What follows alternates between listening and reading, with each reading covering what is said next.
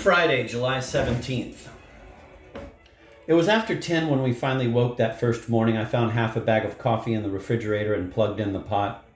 My first taste of home-brewed French coffee. The strength was startling, like espresso. I loved it. At the nearest boulangerie, I got 4 croissants and a baguette, then stopped at the grocery and bought 1/8 of a kilo of butter. When I returned, the others were up. I unwrapped the breakfast and we sat together at the kitchen table, enjoying our first taste of French butter slathered over a crusty and still warm baguette. It was as though I was eating butter for the first time. Jack confessed he had slept fitfully, but Mona, Letty, and I had rested soundly through to morning. Seated around the table, we savored our beautiful surroundings with a luxurious sense of the full month lying before us. After breakfast, we decided we needed to buy a few groceries. The owner of the house had thoughtfully put together a green-colored binder filled with information concerning the house and region. And for the first week, we carried this valuable reference with us everywhere, citing, quote, the Green Book, end of quote, as the final arbiter of any question that arose, like rabbinical scholars citing the Talmud. In it, we found directions to a supermarché in the nearby town of Ballin-Meyer. In due course, I set out with Letty as my co-pilot, Green Book in hand. Following the directions, we drove out of Savonnières into the hills surrounding the town, through a countryside where small chateaux, partially hidden from the road, could be seen with occasional low and graceful farmhouses. Donkeys and cattle grazed in their high fields, and forests of poplars and oaks shaded the road. We entered Ballin-Meyer on a narrow street and followed it past the church and into the square. The array and amount of flowers was staggering. Everywhere we looked were planters and window boxes and gardens filled with geraniums and impatiens, with colors so bright they seemed unreal. There were huge bushes of apricot and yellow brugmansia, the South American angel's trumpet, and great containers in the center of town. And even the public buildings, the city hall, the tourist office, the information center, were draped in vivid floral color. Following the excellent directions of my co-pilot, I drove on until we saw the sign with a large red arrow that read ATAC. Attack? A perfect name for a supermarket as far as I was concerned. After 3 decades of shopping professionally, marketing to me is like an attack. I have a plan and, like a general in action, know exactly what I need, where it is, and how much I want. Here, in this foreign locality, not being able to speak or read the language, I carefully surveyed the battle site. Inside, I was struck by the absence of fluorescent lights in the produce, meat, fish, and dairy departments. It was, in fact, almost dim, no bright fluorescence sucking the color out of everything. The second thing that caught my eye was the fish counter, a curved stainless steel affair about 15 feet long and about 5 feet wide, covered with fresh chipped ice and filled with one of the most gratifying arrays of fish I'd seen in a long time. So many varieties, some I recognized, a few of the names I could read and understand, yet others completely escaped me. There were 3 kinds of snails and a great pile of tiny, luminous blue-black mussels. I saw white, skinless eels, fresh tuna and swordfish, 8 different kinds of whitefish, filleted or staked out, salmon steaks and little salmon fillets wrapped around a whitefish mousse. There was squid, octopus, and several varieties of smoked fish. It was so beautifully arranged and looked so fresh you'd swear you could see some of the fish still moving. Unable to resist, I bought a kilo of mussels and mentally began preparing them, ignoring my resolve not to cook for the entire month.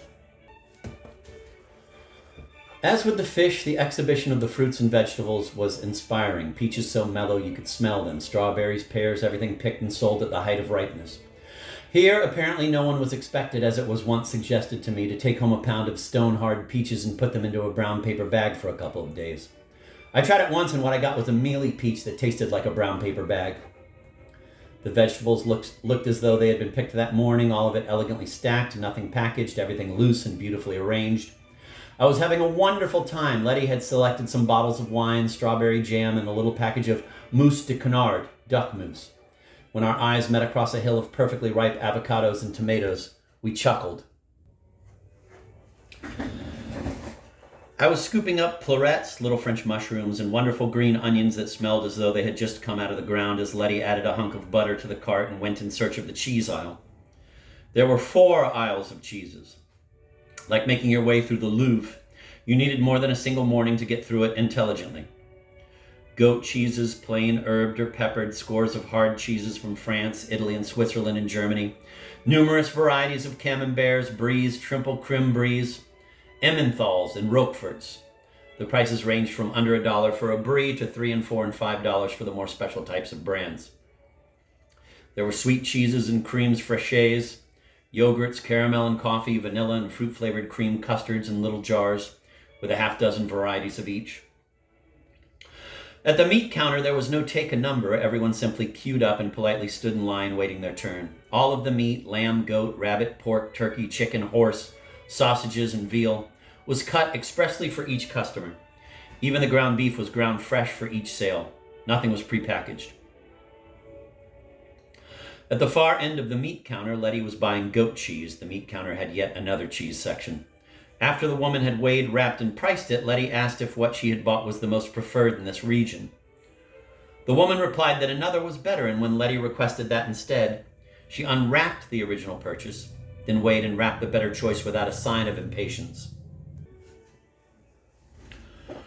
I had already selected blood sausages and 2 chickens and was considering rabbits when an employee ran up and said something that ended with the word firmer. I knew firmer meant they were closing. I looked at the clock. It was noon, and answered back one of the 6 French words I knew for certain. Maintenant? Right now? Oui, monsieur, she replied. People were hurrying out the doors. Letty and I headed for the checkout. The young lady sitting at the cash register explained to us we had to weigh the plums ourselves. Grabbing them up, Letty sprinted back to produce. There were icons instead of numbers on the scale. You simply pressed the corresponding picture and the weight and price were printed out on a little sticker. Rushing back, she grabbed another bottle of wine and a hard Italian cheese, and as soon as we bagged our groceries and were checked out, the iron gate slammed behind us. When they say 12 o'clock firm, it's firm. When we returned and were putting the groceries away, Mona said, I think I've figured out a way to divide up the expenses. Every time you spend money for something for the house, she continued, save the receipt, and then once or twice a week we'll bring out the receipts and everyone gets paid back what they spent. It seemed like a good idea.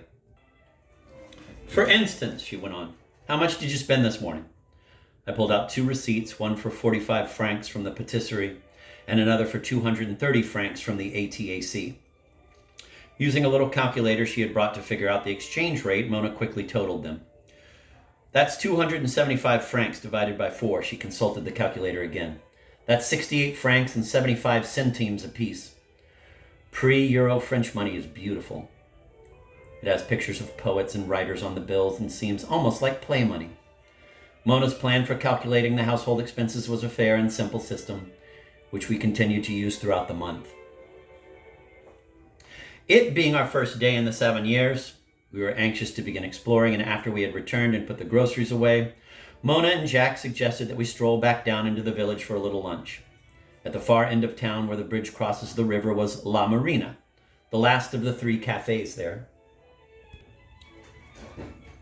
A little plainer looking than the others, even rugged, judging by the mostly male patrons we saw entering and leaving. It served a daily plot between 12 and 2, as well as the sandwiches the other cafes offered. There was a little garden behind the cafe with tables that we didn't discover until later. And more tables around front, across the street beneath the trees, looking out over the wall to the river. We took a seat, and before long the owner, a burly guy like a wrestler, came outside and crossed in our direction. Uh-oh, Jack said, this guy looks like trouble. Maybe he's going to throw us in the river, I suggested. Maybe he hates Americans.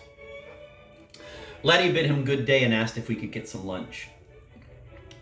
He informed us we could order the plat du jour or a sandwich hamon. The sisters ordered the plat while Jack and I opted for the sandwich hamon, ham sandwich. The man disappeared back into the cafe to place our orders, returning a few minutes later with the drinks, a carafe of red wine with 2 glasses for the ladies, a Coke for me, and a beer for Jack. Solicitous now, he adjusted the umbrella for us, pulled a second table near to our own so there would be more room when the food arrived, and grinned broadly at Letty. Within a few minutes, the chef, the owner's wife, competent-looking and cordial woman, appeared with the tray of food and, dodging traffic, crossed the street to where we sat. The plat turned out to be roast pork with creamed spinach. Sampling a taste from Letty's dish, I was surprised and impressed with the quality of the food. The sandwich hamon was a slice of lean ham, like prosciutto, on a crusty baguette that had been smeared with butter. Hardly the ham sandwich with lettuce and mayo I had been accustomed to. It was, in fact, as much of a treat as the plot, and from this meal on, the marina was to become our favorite place for dining out in souvenirs. Later that afternoon, we visited a local tourist attraction, Les Grottes Pétrifiantes de Souvenirs, a series of deep caves discovered in 1547 by a gentleman named Bernard Palissy. The caves run 12 miles underground, and the tour guide informed us they had served as escape routes to local chateaux during the Revolution. There were underground lakes, ponds actually, some Gallo-Roman grave sites dating back to the 5th century, and a display titled An Original Reconstruction of Prehistoric Fauna, little stuffed animals that had been placed in the dampness of the calcite falls, where over time they had become encrusted like fossilized prehistoric beasts. It was a little on the kitschy side, but the caves and the tunnels themselves were impressive, in particular the 5th century grave sites. The tour concluded at one of the caves where a little faux cafe had been set up with a wine press. Candles and old wine bottles at the center of the tables, and a long bar where samples of local white, red, and rosé wines, pressed and aged in the caves, were being offered to taste. The crowd was of mixed nationalities, some French, some German, some Spanish, and of course, us. As everyone was enjoying the wine, I stepped back from the crowd and, opening my camera, announced loudly, "Pardonnez-moi, mesdames et messieurs," motioning for everyone to squeeze together for a photograph. Completely mortified, my companions joined the crowd, which happily obeyed. "C'est fromage," I directed. Looking at each other and wondering, I suppose, why they were being asked to say fromage, everyone complied, and I snapped the picture. "Well, fine," Mona complained in mock embarrassment after the group had dispersed. "Now I can never come here again." From the caves, we drove on to the chateau at Villandry, less than a mile down the road. Erected in the 16th century, the house was purchased in the latter part of the 19th century by an American heiress, Anne Coleman, and her Spanish husband, Joaquim Carvalho. It was he who had the obliterated moats redug, and who raised the English park that surrounded the house to establish the famous garden seen there today, an historical interpretation in the style of the era from which the chateau dates.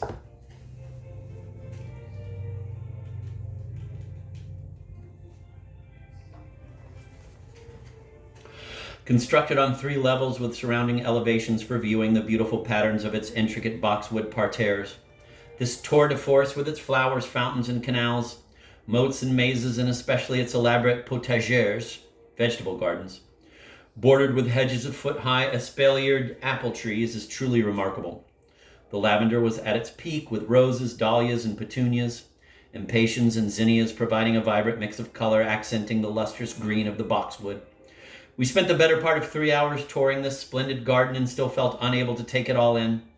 Stopping for a drink at the little cafe outside its gates, we considered our good fortune to have discovered ourselves living so close to this remarkable place, which we felt certain we would visit again. Later that afternoon, Mary Claire appeared at the house to show us how to run the washer and dryer. The laundry was located at the far end of the house in a little dirt-floored milk room. The last time I had traveled in Europe, one of the most vexing problems had been finding a place to do laundry, so I was particularly grateful for this amenity. On her way out, she stopped and, narrowing her eyes, shook a finger at us in a gesture of great seriousness, cautioning us to, quote, "always lock the house and the gate. Gypsies, even when you are home, or you will find the furniture gone," end of quote. Gypsies. Seeing her to the gate, I checked twice to see if I had secured it correctly and wondered, would they have time to read my fortune while carrying out the sofa? Dinner. Steamed mussels and white wine, garlic and butter, blood sausages fried with new potatoes and rosemary and olive oil, sautéed green beans, apple and pear tart and a butter pastry, cuvée de grottes pétrifiantes rouges. That evening, I steamed the mussels in a couple cups of inexpensive dry white wine, about 4 tablespoons of chopped garlic, and a half cup of butter. While they were steaming, I fried up the blood sausages with thin sliced potatoes, and a little olive oil and butter, fresh rosemary from the garden, and some salt and pepper. Letty picked several handfuls of green beans, which I sautéed in olive oil with garlic, salt, and pepper. I was having a wonderful time in the kitchen. We drank Badu, a local mineral water, and a bottle of the Cuvée des Grottes Pétrifiantes Rouge we had bought at the caves. For dessert, I baked an apple and pear tart. To make the crust, I put what I hoped was a half pound of butter, since the butter didn't come cut into quarters. I had to eyeball a half pound. 2 cups of flour, 1 egg, and 3 tablespoons of ice water into the food processor, and with the blade, pulsed it until it seemed completely mixed.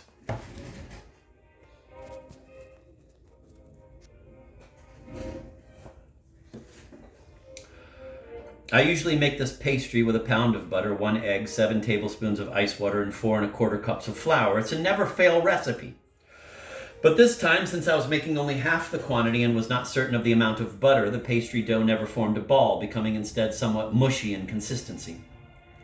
By continuously dipping my fingers in soft butter to keep them from sticking to the dough, I pushed it around until it filled the plate. I peeled, cored, and sliced 2 apples and 2 pears and laid them on the dough in concentric circles. I sprinkled the fruit with a half cup of sugar, a dash of cinnamon, and a great hunk of butter and baked it at 350 degrees Fahrenheit for about an hour until the fruit was a caramelized brown. The crust cooked up like a puff pastry, glistening and golden on the edges. We devoured the entire dish and spent the rest of the evening sitting on the terrace, finishing off another bottle of wine and watching the sky turn violet and orange with the setting sun. Saturday, July 18th. The next morning I came downstairs before any of the others were up and set the table with blue and white limoges. I put on the coffee and walked down to the local patisserie to fetch apple, chocolate, and almond croissants and a baguette. On returning, I put some music on the tape machine and settled myself on the terrace with a cup of that strong French coffee. The morning couldn't have been more perfect, warm but not hot with a low dew point. Bees worked their way from flower to flower. A pair of doves and other small birds flew among the branches of the peach trees in the garden. It felt as if the end had just come up on the movie screen, and now the part where they all lived happily ever after was beginning. Sipping the strong black coffee, I knew I'd never be able to drink weak coffee again. The flirtation with France had evolved into love's first kiss. Letty pushed open the window from her bathroom and leaned on the sill, the pink apricot roses framing her silver hair. Smiling a broad grin, she greeted me. Bonjour, monsieur. Ah, bonjour, madame, I replied. We were like children playing pretend. The day had begun. We indulged ourselves with the fresh, buttery, and flaky croissants filled with the amandes, pommes, and chocolat. The baguette, still warm from the oven, had a paper-thin crust, shiny and toasty in color. The bread beneath it light and coarse. We blanketed it with that incredibly delicious French butter. It was Saturday. The Green Book informed us that Les Halles, the food market in the nearby city of Tours, would be open, and we decided to make this excursion. After breakfast, we piled into the car.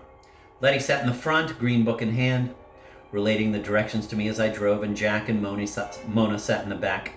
Between the Green Book, the road signs, and of course the guidance from the ladies, we were soon in Tours. We inquired for directions from a passerby and headed for the market. A large yellow sign with black letters on the front of a building we passed en route, advertising Antiquités, drew our attention. Looking through the windows of the shop, Letty spotted some copper pots hanging from the ceiling, and we went inside. After the courtesies of the day, Letty inquired about the pots, and the old woman who owned the shop dragged a tall stepladder out of the corner, climbed up, and brought one down. Letty and Mona examined the pot carefully, then asked to see another and then another. Dutifully, the old woman politely dragged the ladder along, clambering up and down each time. While this transaction was going on, I examined a set of 4 simple pale gray dishes with hand-painted striping in blue, and 2 little soup dishes the same color gray but with a garland of hand-painted flowers encircling the bottom of each dish. Not fine china, but rustic, everyday plates. I was tempted to buy them, but decided to wait with the thought that perhaps I might find something even better somewhere else in the weeks ahead. Realizing the market would soon close for that 2-hour lunch, Letty left a down payment on the pots and made arrangements to pick them up another day.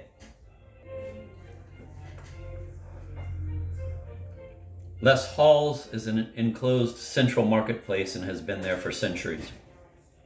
The building itself is not old. In fact, it looks out of place among the 18th and 19th century neighborhoods that surround it. I was a bit disappointed in the block-long white metal and brick edifice. It lacked the distinction I was expecting. But once I was inside, my spirits lifted. Not unlike the ATAC, the French had somehow taken the modern idea of supermarket and were able to incorporate the traditions of their culture without losing any of the sense or quality of the past. There was a seemingly endless variety of pastries, tarts, croissants, rolls and breads, cakes and desserts, all of it carefully and meticulously arranged and beautifully decorated. Again, I noticed the absence of bright or fluorescent lights. From the fruit section, we could smell the strawberries as we approached. Perfect in size, each finger-shaped berry red and ripe, ready to eat at that moment. We bought a quart to take home. Mona pointed out the strangest peaches any of us had ever seen. Little flat fruit, a deep russet color. We bought 4 to taste. The flesh inside was white, sweet, and juicy. As we wolfed them down, we agreed that this was the ultimate peach. We bought a dozen more to take with us. At the dairy counter, we agreed on a selection of 3 cheeses: a soft Italian, a creamy camembert, and a local goat cheese. Letty requested half a kilo from an enormous mound of fresh butter, and the man behind the counter lopped off a great chunk, wrapped it up, and handed it to her as she passed him a handful of francs. Moving on to the fish section, I picked out a few pieces of mixed and boned out whitefish. Once again, unable to recognize the names, I simply pointed, requesting "S'il vous plaît." At a stall filled with delicacies from the Mideast, we bought huge flat white haricot beans called saucons, a pint of hot and spicy Moroccan olives, and some green peppercorns. Just to walk through this market was a treat. To see and taste and smell all of this wonderful food was so heartening to me. I felt I had arrived in heaven. By noon, people began closing down for lunch. We headed across the street to a small sidewalk cafe and sat down. Mona, Letty, and I ordered a tomato salad with fresh mozzarella and basil, but Jack opted for Le Cheval Bourgeois avec frites, a hamburger made from horse meat with French fries.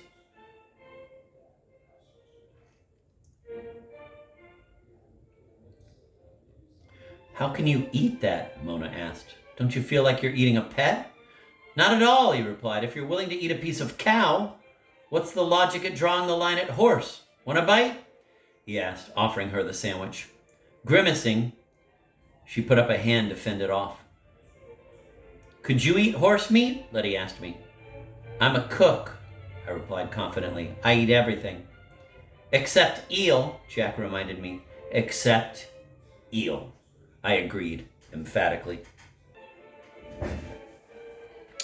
On the green, across from us, farmers sat leaning against their trucks, legs stretched out on the grass, eating cheese and bread, breaking open melons, and sharing bottles of wine.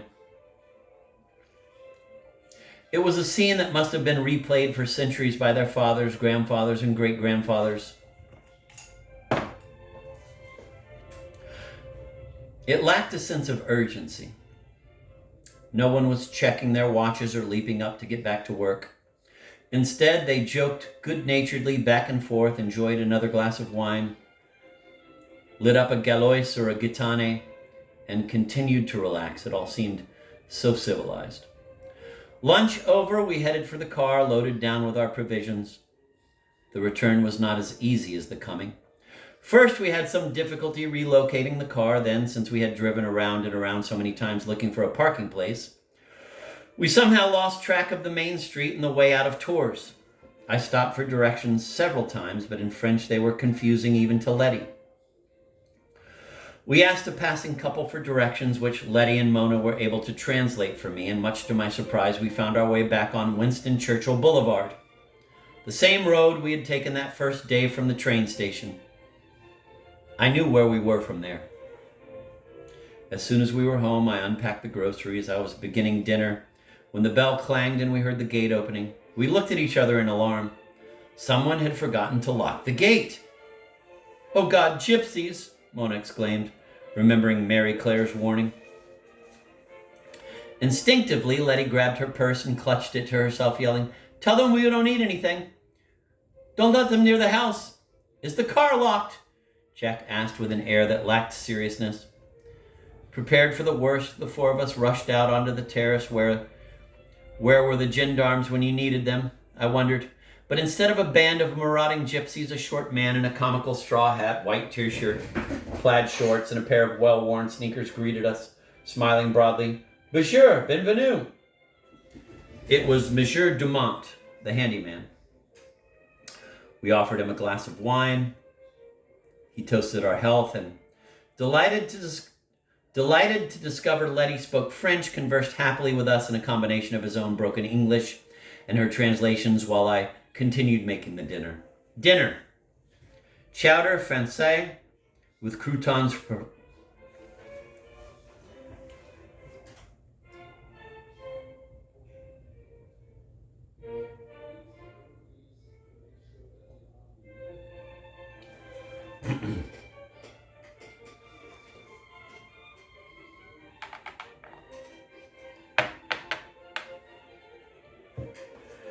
Dinner.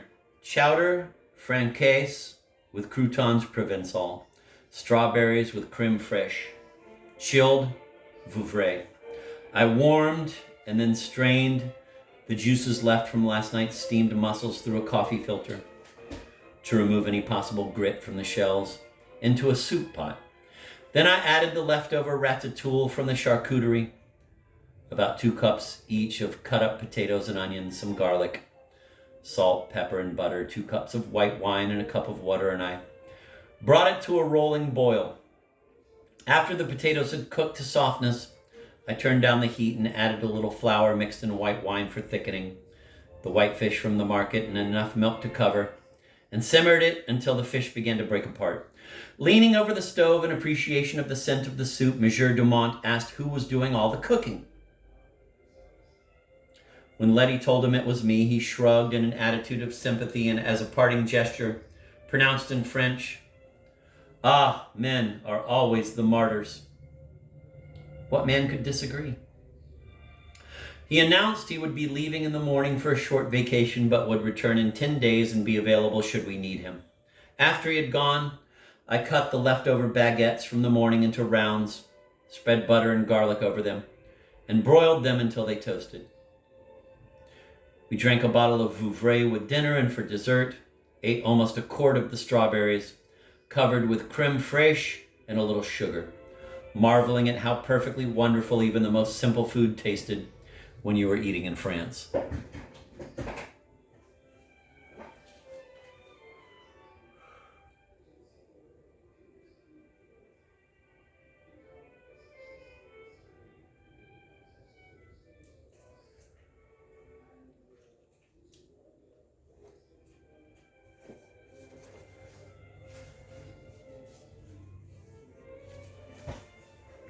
Sunday, July 19th. Breakfast.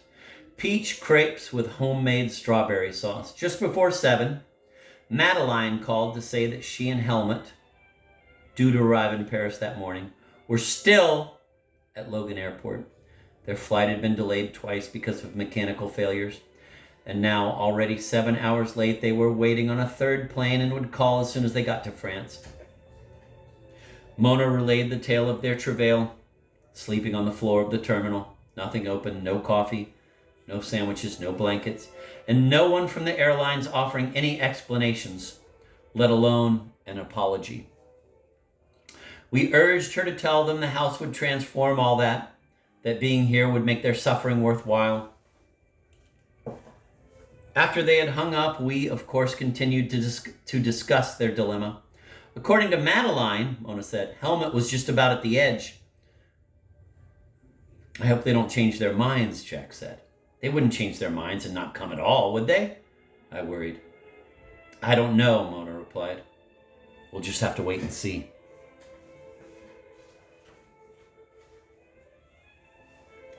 Since we were all up, Letty offered to make peach crepes. Whipping up the batter, she related this story. Every now and again, I try to do something different for the kids in my class. You know, bring in some music or some photos of Europe, she began pitting 4 of the little white flesh peaches and dicing them into a bowl.